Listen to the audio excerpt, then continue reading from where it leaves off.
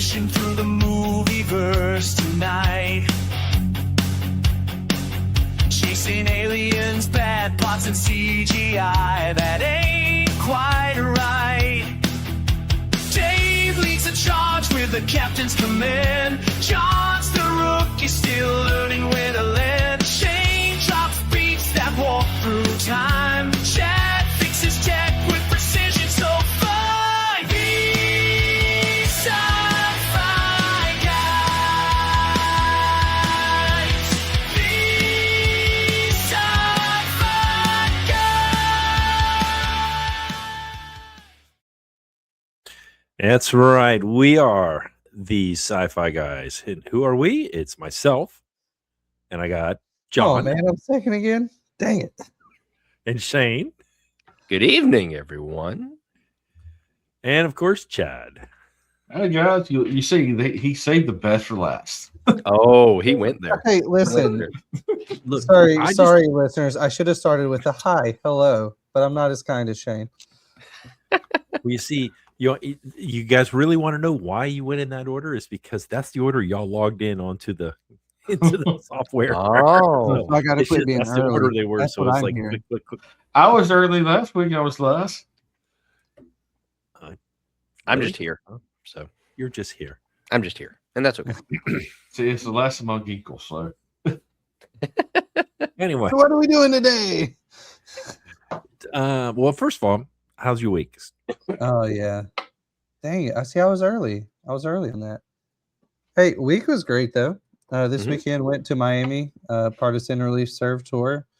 Did a lot of fun stuff, cool stuff down there. So that was fun. Our church was kind of a, hey, you said you needed more people, so we're here. And it was a fun time seeing some of the stuff. Did you see the Best way to Super be. Bowl? It was in Miami. Super Bowl was in Miami. Did it? Mm-mm. Was it? It Was in it Santa actually? Clara?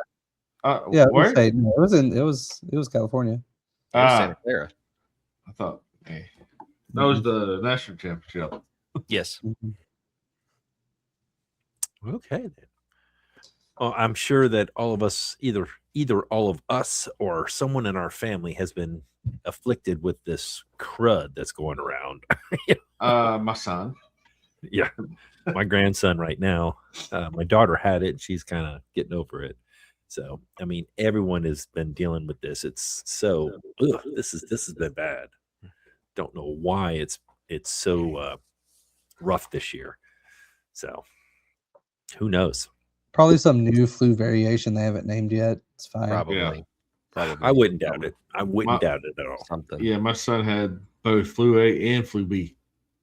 Ugh. And you see, when they tell you to get the flu Jeez. shot, they give one strand of it. Yeah. That's it. Yeah. So, and they guess. They really do. They guess on what it is. I mean, I haven't had a flu shot since. Eeny, I meeny, retired from miny, the mo. Catch a tiger by his. So, you I know, didn't get a that flu was- shot this year. I'm knocking on wood. Oh, I got it. I have to. I'm around all. Yeah. Well, so am I, and so is John. Yeah. I mean, I also got the flu shot. See? I haven't, but you know, I mean, it's free through insurance. I don't really mind. Right. I mean, the VA will give it to me for free if I want it, but I don't know. Yep. It's just I- it's annoying. I put it this way. I've had the flu twice in my life. Once without, I was out for 6 days. Once with, I was out for 2. That's why I do it. Every time I get the flu shot, I get sick immediately after That's I get the because it shot. weakens you to all the other diseases around you. True. 'Cause Well, you're then what's the children. point? I would rather not. The flu is the worst. Flu is like death. It's ugh. No. Well, thank you. speaking of sickness and anecdotes, Clean it up.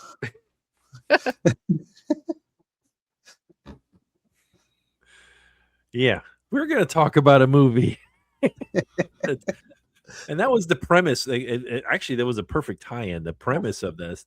So I'm sure John's going to talk about that. But the movie we did is I Am Legend. Will Smith and his dog. For like 90% of the movie. essentially, Yeah. yeah. Yep.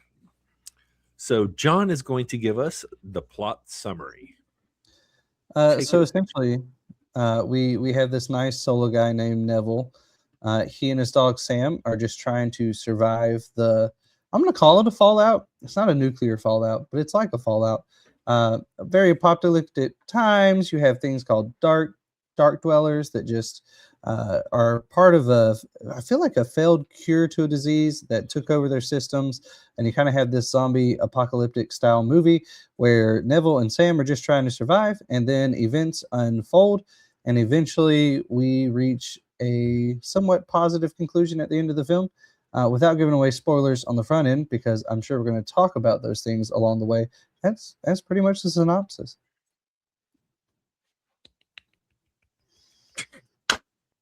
You're clapping. Oh, yay.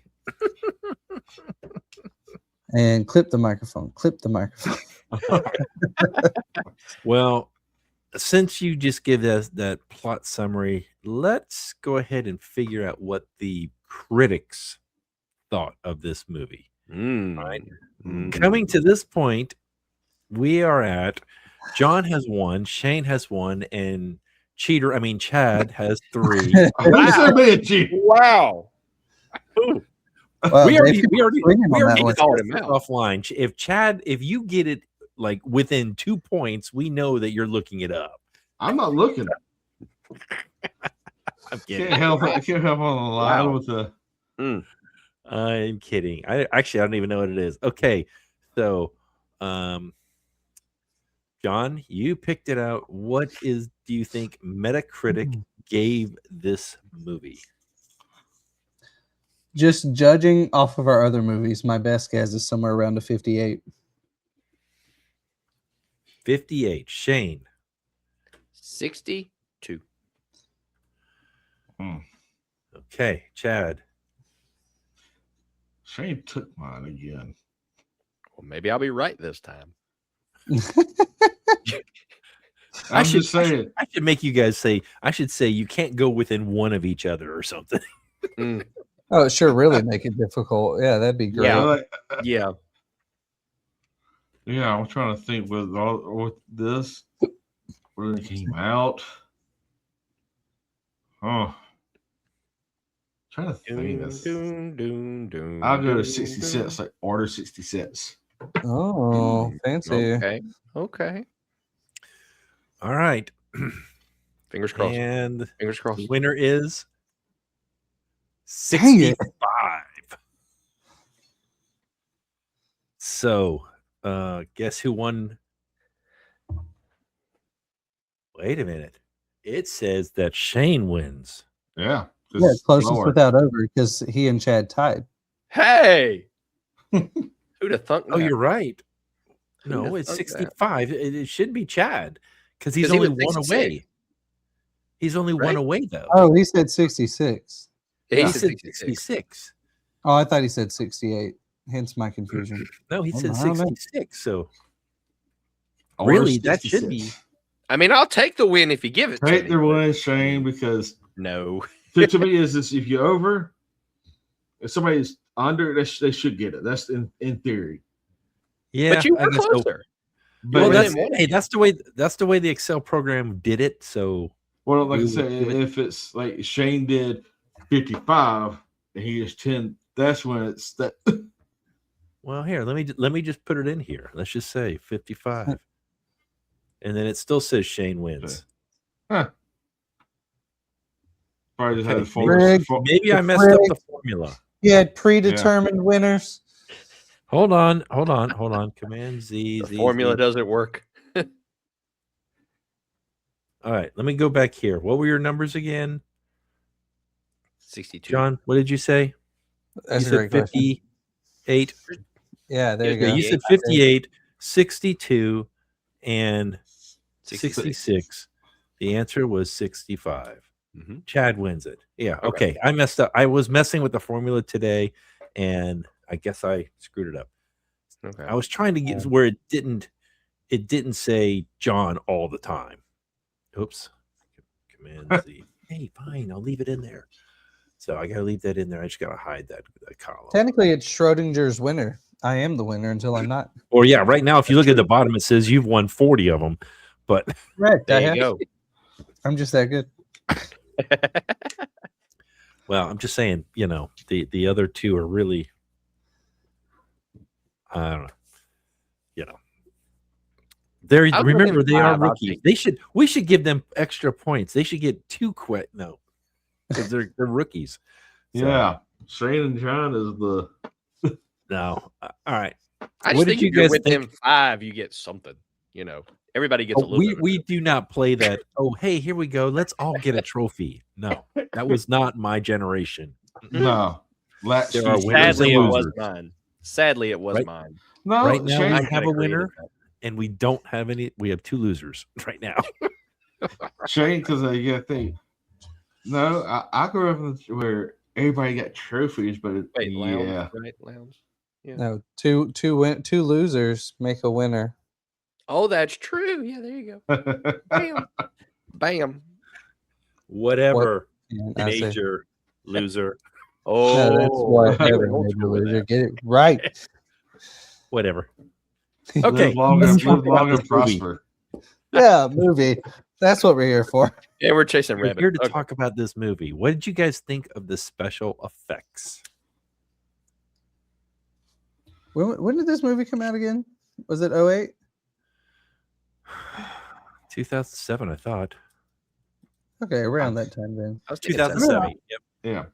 Honestly, does. for the time it came out, some of the most solid I think that were around during that time. I feel like this was just before, but right at the golden age of CGI when it still looked somewhat realistic. Even if you could tell it was there, it was very realistic. This is the time of Transformers and a lot of those other films that just had killer CGI. And so I don't think this movie was too far off from any of its movies of the time. However, it also didn't really necessarily need a whole lot of it because it was mostly world building and then just kind of moving around that world. So a lot of that could be done on a set and then just add in elements in the background, like the Easter egg of Batman versus Superman. Him in the film On in the the background. Yep. So overall, I have no qualms with the special effects. I like the little dark dwellers and the kind of how they looked and the way they moved and worked. At no point did I feel like he was in no real danger. In other words, they felt real throughout the film, even if I know they're CGI. Like they felt real. The world building itself, it felt like a dark apocalyptic world, where things just kind of stopped right where they were. And I think that's exactly what it should have felt like. So world building, CGI, overall ability to tell the story with the special effects, I think it just checked all the boxes on that front. I agree. I think everything, like you said, I think it felt realistic. Nothing about it really felt like, well, this is really far-fetched. It seemed like it fit. Even you could tell the Dark Dwellers, obviously, for the time. It's a little dated today, but I feel like for that time, like you said, it literally felt realistic, and they were kind of terrifying to me. So I mean, I think they did a good job.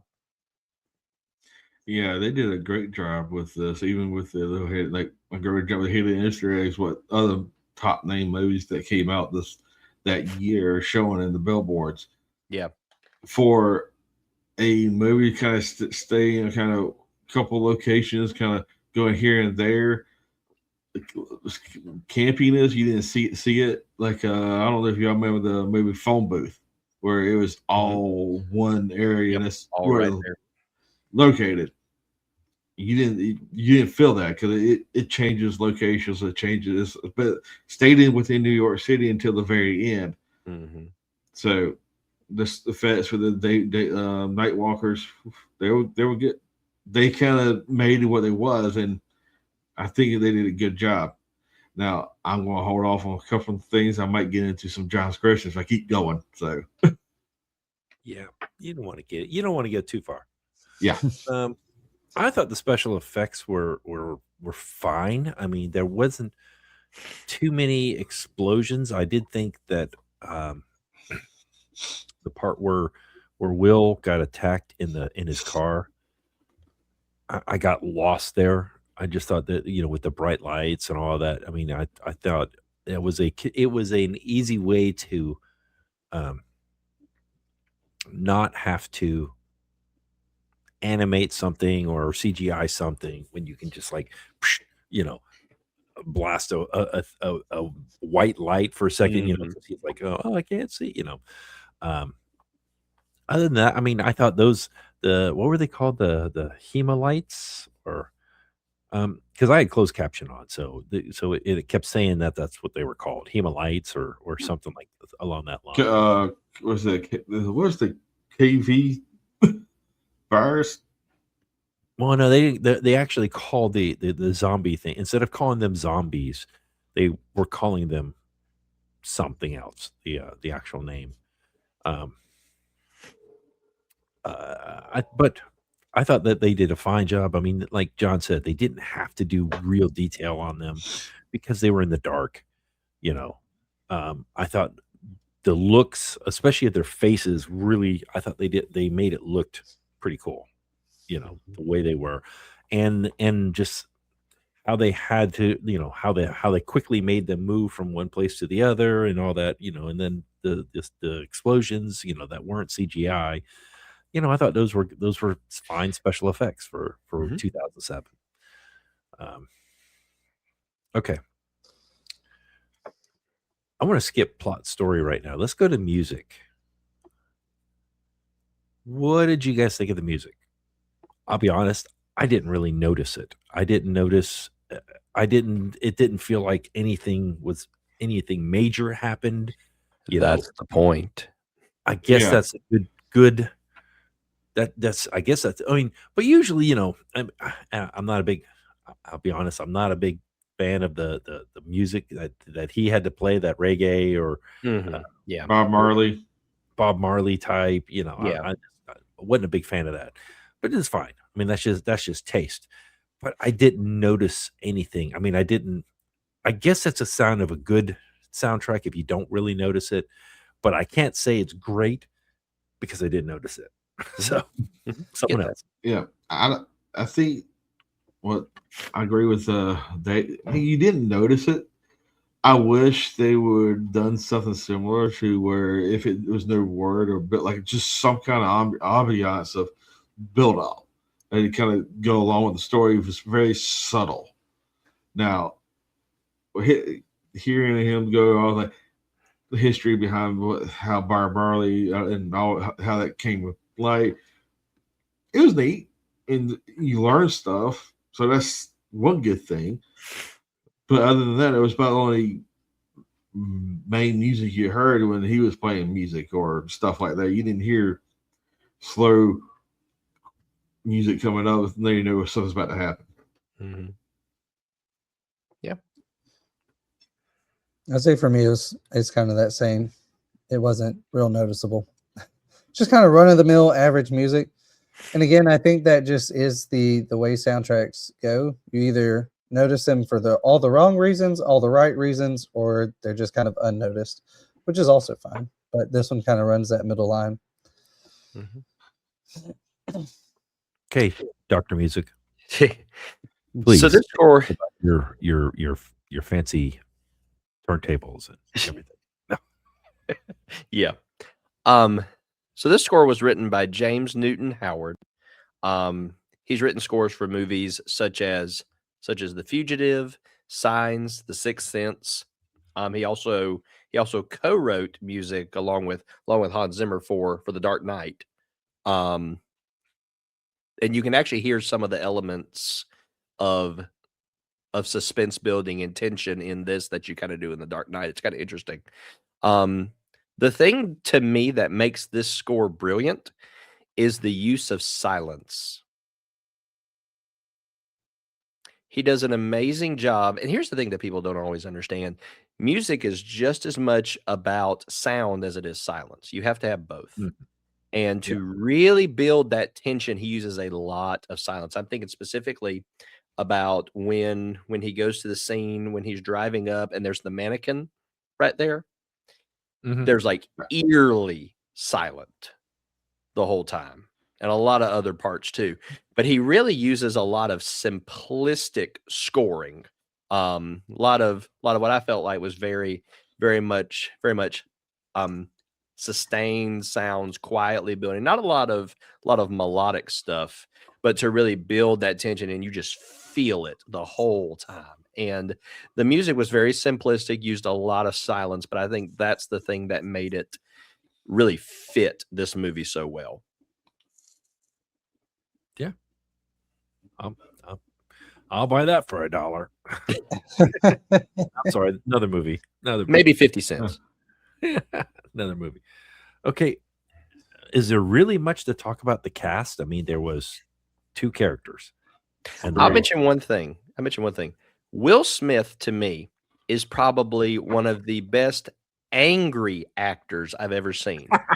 When he gets angry, he is money. His acting is absolutely money when he's angry. I think it's because it's his real person, you know. Probably. Well, I mean, Chris Rock found that out. Yeah, Yeah. that's what I'm saying, man. It's just the truth. But the thing is, look at this. I know we even asked this question. One of the things is like if Will Smith didn't play this part, who would be good in there? Ooh. I don't know. Yeah, see, I Especially put that as in the notes. You know, that was one of my questions. I said, well, okay, if Will Smith wasn't in this movie, am I going to rate this differently? Mhm. You know, so I thought he did a really good job. I mean, He did too. I don't see him as a scientist, though. I could see him in the military role, but not as a scientist type, you know. And yeah, he's not nerdy enough. yeah, that's what I was just saying. I didn't think he would be that type where, you know, okay, well, you know, hey, I'm gonna. So I didn't think he fit the role. Yeah. Of the one he's like, I'm the one that invented this, or which you didn't. No, he didn't invent it. I think he was the one that was coming in trying to find a cure. This was after that one doctor that found, I got a cure for cancer. No, it's turning people into zombies. He was coming in trying to reverse stuff. He found the defect of the cure, and he was trying to stop it. You heard that newsreel that was played in the beginning. But Dr. Neville was keyword Neville was the one who was pulled the treatment out of hospitals. Yeah. So let's talk about that. You know, let's talk about the plot part of that or the story. It was kind of far-fetched. I mean, to me, I know it is. Part of me was like, okay, is this really science fiction? It, you know, kind of reminded me of Mad Max a couple weeks ago. And I was like, yeah, it is. It is science fiction because, you know, we don't really have zombies out there. And it was supposed to be a cure for cancer. And then, you know, they're realizing, there's these elements, you know, and I just didn't think, and I guess I'm just having a hard time with him as the scientist side. Yeah, I get that. You know, if it was maybe a different actor, maybe. But tons and tons of plot holes. Oh, please, so many. So you're gonna drive a car and try to shoot a rifle while you're driving? No. Yeah. Okay, here's how you do it. Ready? You want to know how to get those deer? If you want to get them for meat, run into them. They're gonna run into your car one way or another. So. He was driving a Ford GT Mustang. Do you think he wanted to rent that Mustang on a deer? He didn't care. He could go to any other. He could go get any car he wanted. Yeah, he just gets any car he wants to. And actually, that was a GT 500. So that was actually a limited edition. They were heavily advertising. Yeah, yeah, they were definitely advertising for it. Yeah, but the thing is, that was the only time you saw that car, and all the rest was driving the Lincoln Navigator or the Ford. It was still a Ford Expedition. Yeah.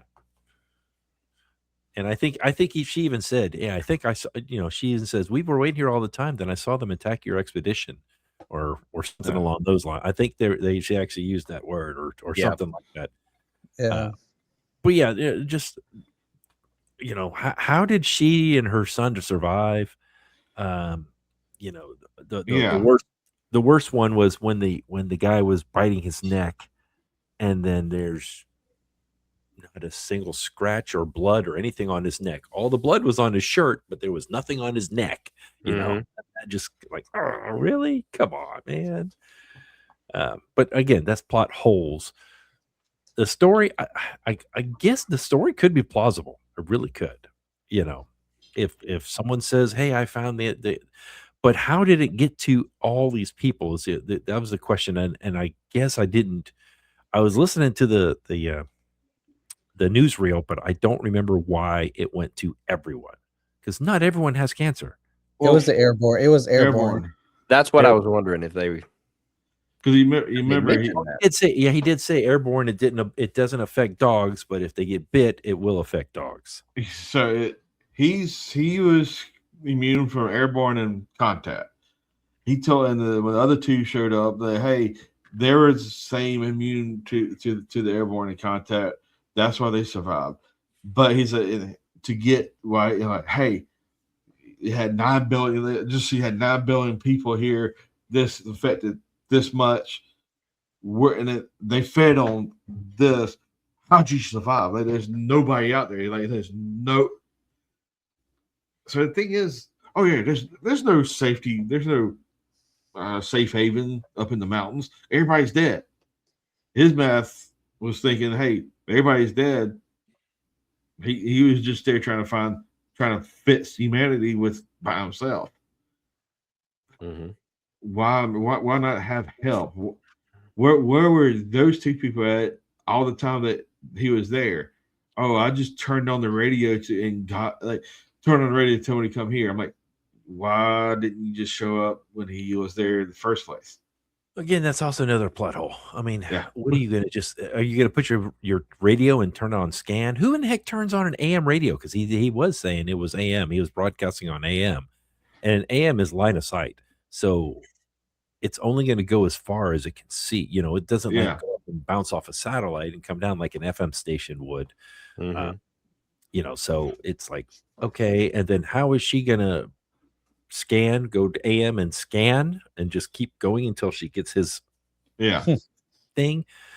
Maybe, you know, but again, that's one of those things just like, because there's so many frequencies out there. How in the world do they get just that one? Yeah. Or he took over a frequency everybody knows that it was in New York City. So. Yeah, and how does the food last that long? Listen, we can talk plot holes all day. In terms of Apocalypse, it's a fine movie, lots of fun elements. But where's he getting power? And I understand he has a row generators, but my man's running a treadmill at least once a week that we see in the film. And not just one, but two, because he's running one for the dog as well, let alone a refrigerator and all this other stuff. Microwave. You would run out of how gas about all the stuff downstairs in his office, in his lab. There's no way this man hasn't run out of power yet if nobody's running it in the area. It did show him. It did show him pumping stuff out of the tank. Yeah, but not that much. But also, he had 6 generators in his house. It could be running off propane. Could be propane. The man would still be running out by then. Yeah, I know. You can say after that last hurricane, and we had to run our generator 24 hours a day, and we didn't even run air conditioning, and I would go through 5 gallons a day, so every day I had to go at first until I had one gas can, and I would fill it up and then go back to the gas station, and get it filled again until I bought 5 more, so that way I could go for a couple days and not have to refill every time you turn around. But yeah, you're right. Plot hole stuff. Well, anybody else got anything else? The plot's just a plot at this point, Mm-hmm. Yeah. I think the plot holes are more convenient in this than the hindrance. Fair. Okay. So we don't bash all of this together, and now it's time that we go ahead and rate this.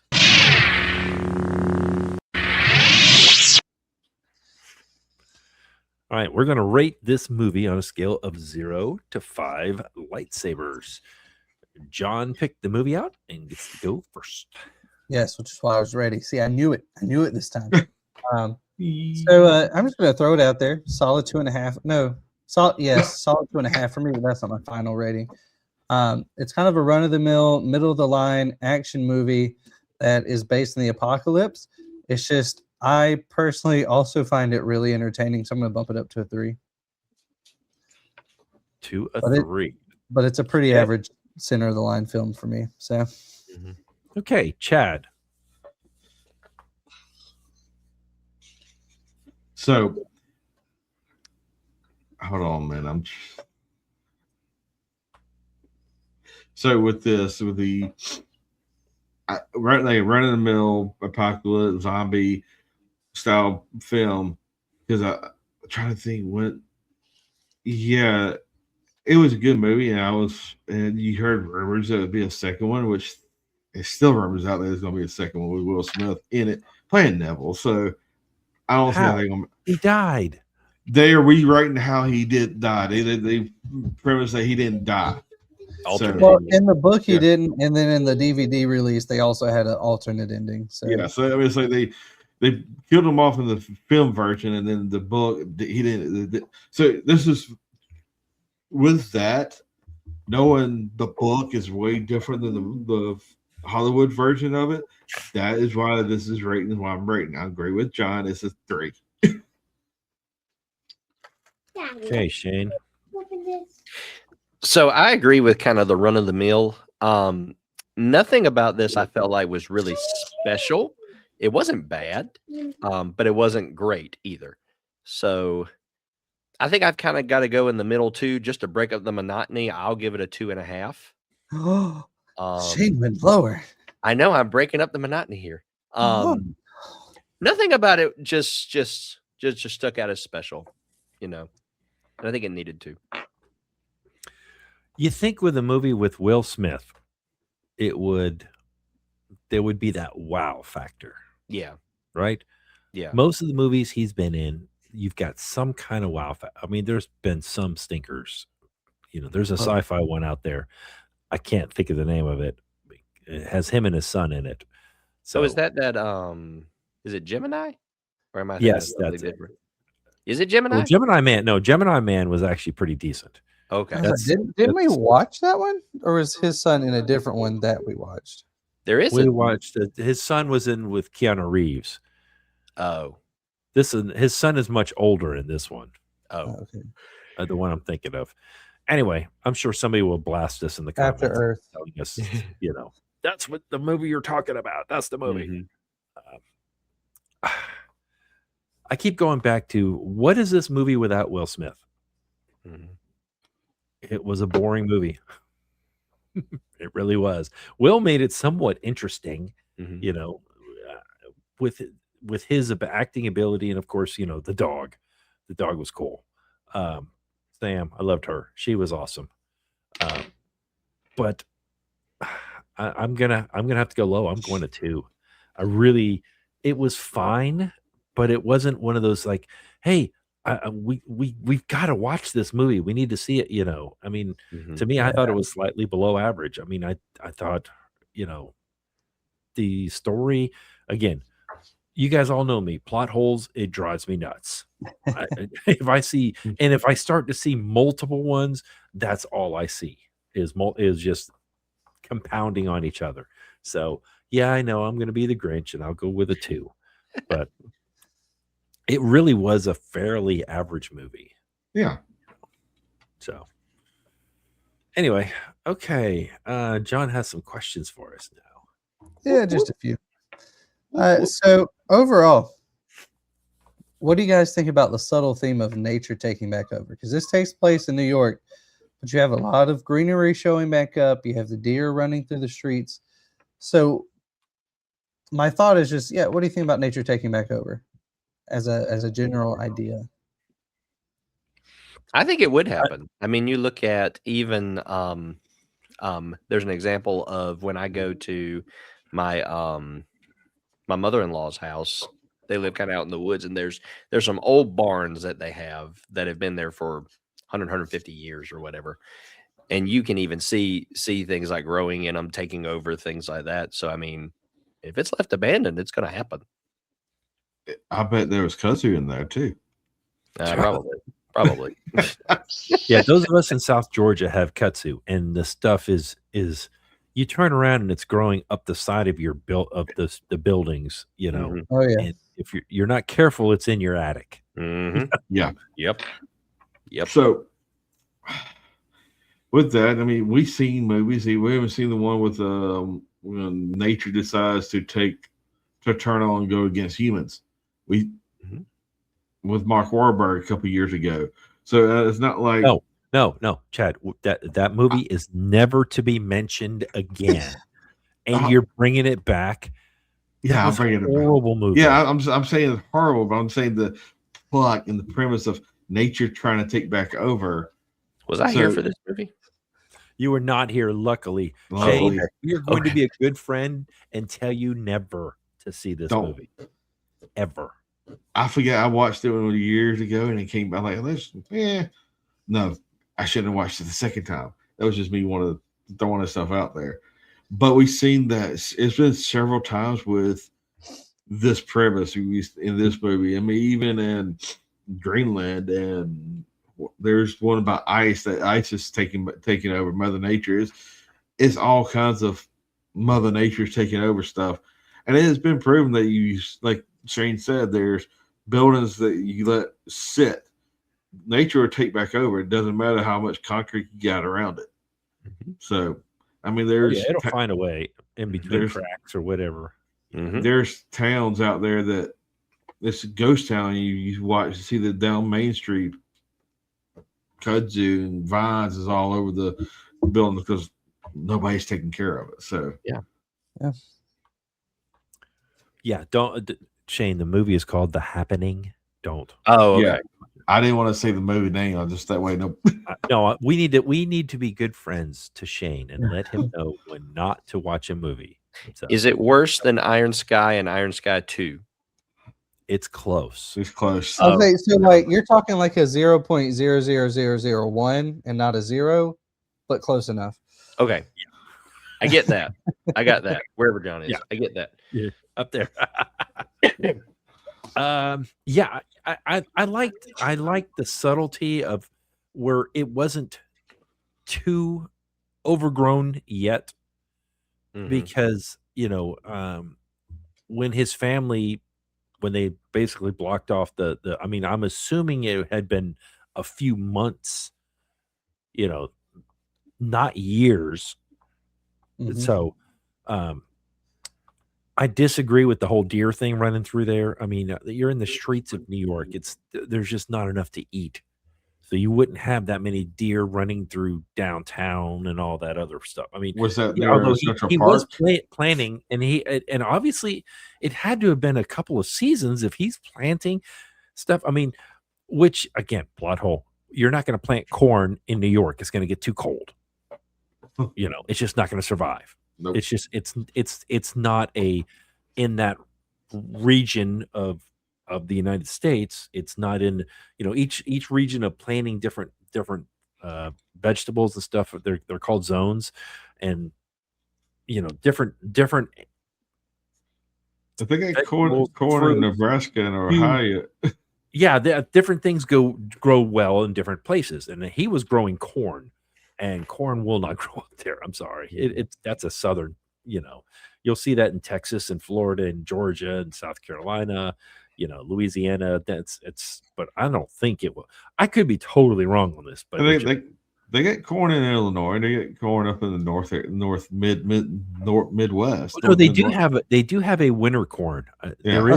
Dave, I think you're forgetting New York also has a huge agricultural part of the state. And it's also warm like 6 months of the year, and the colonies also grew corn and maize. So yeah, that's true. I'm thinking it's just hitting. But the thing is, I agree with the deer running through there. It's Central Park was not where he was at in the area. I know you had the Washington Square, but it was Central Park has. Deer are gonna go around where there's food or there's water. And it was blocked off from everything. So you're. But getting back to the question, I did like the subtle theme of it. Yeah, there you go. I did like it was not too in your face. It was too much at once, but at the same time, you leave things alone. You don't go out there with a lawnmower. I mean, those of us that we live down here, if you don't mow your lawn, during the summer, within You'll a get week, lost in it. guess what? It's It's back as tall as you. Yeah. You'll get it's as lost tall in as you soon. So I'll say that's one of my favorite themes in the world in general is if you give it enough time, nature always wins. And it's a really fun theme to me. So it was cool to see the movie take that on. Mhm. All right, second question, kind of last real question. I'm going to ask a third one just because, but it's really just for fun.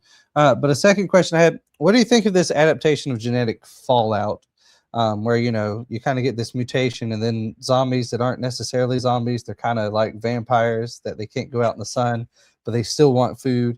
What do you guys think about this iteration of zombies? I thought it was kind of different. It was something that wasn't the normal. The norm is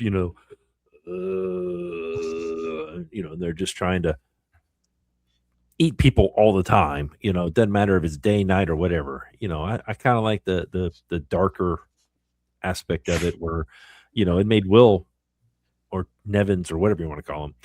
He was afraid to go into the dark, because they were there, and but they were like in the dark, and they were like breathing, or See, yeah, weird. this is different. Like, you saw in the movie his commentary of how they lost all human nature, human thought. Like it's went to pure nature, animalistic type.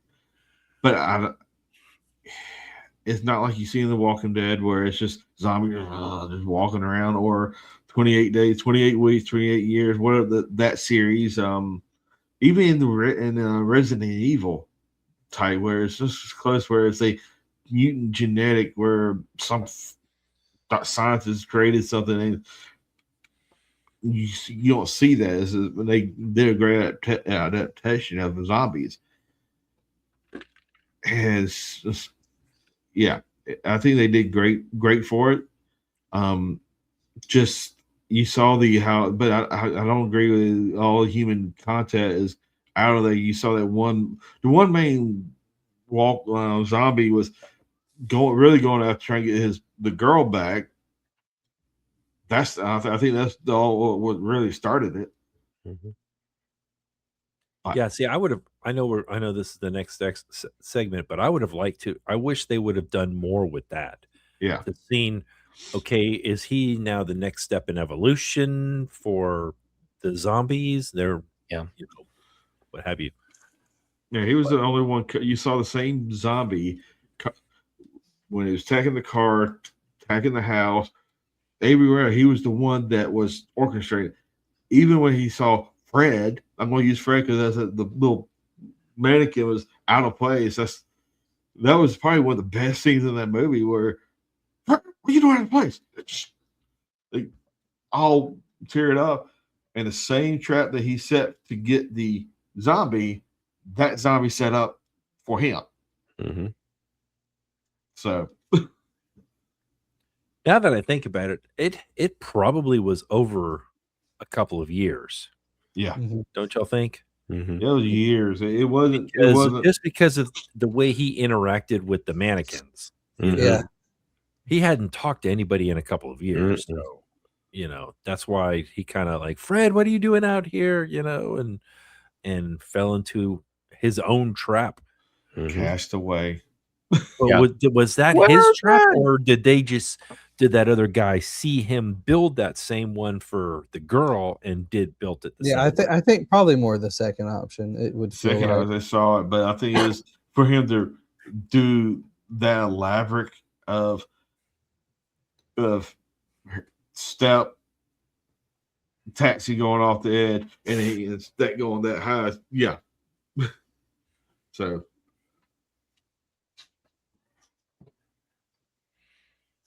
You can do your third question. Yeah. Is this just Old Yeller in disguise? Man, friend, dog. Man, get close to dog. Man must kill on dog. Isn't that just Old Yeller? Man, that was so sad. Oh my gosh. I was like, why? Why did he? Why with the dog? Didn't he do it though?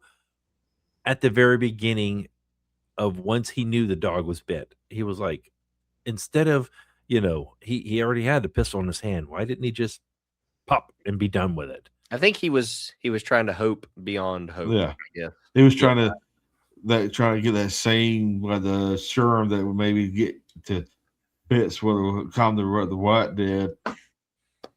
Trying to experiment. Yeah, that was sad. I was like, come on, not the dog. Come on. Yeah, I always say when a dog dies, but yeah, they got to pull a string somehow. Yeah, it was definitely some old Yeller for sure. Like, definitely. Goodness. Okay, how would we fix or improve this movie? Okay, hear me out. Nix all the plot holes. Obviously, we always talk about that. And from what I understand about the book, maybe just keep it a little closer to it because it feels like it explained a lot more, especially towards the ending. And obviously, I think overall, what really needed to happen is let's shorten up a lot of the front end and his survival.